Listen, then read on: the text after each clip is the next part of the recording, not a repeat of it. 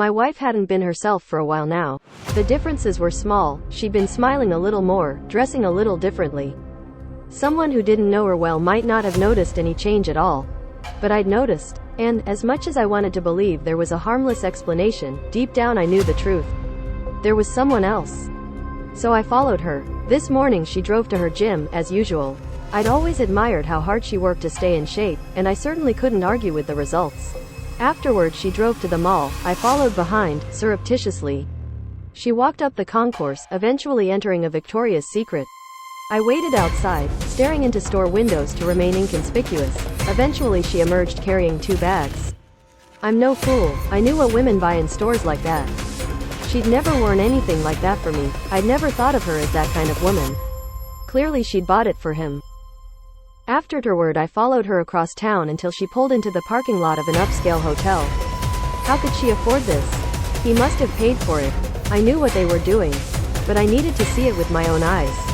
Entering the hotel, I booked a room and told the front desk attendant I had a good friend celebrating a special occasion upstairs and wanted to send her a bottle of champagne. The attendant helpfully agreed. I followed the delivery person into the elevator and hung back as he exited, went to her door, and knocked.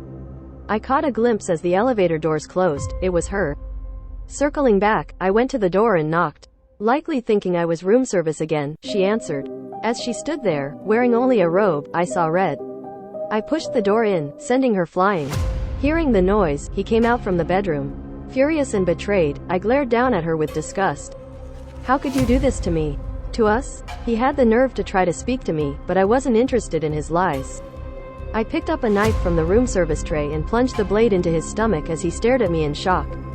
Then I pulled it back and thrust forward 3 more times until he fell to the ground.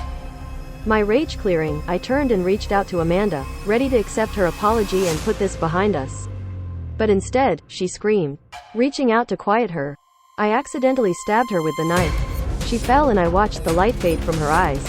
Again, damn it, this was the 7th time I'd found her. She kept changing her appearance. It was beyond frustrating, but I knew that eventually, I'd convince her to come home and we'd be together forever. No matter how many times I had to kill her.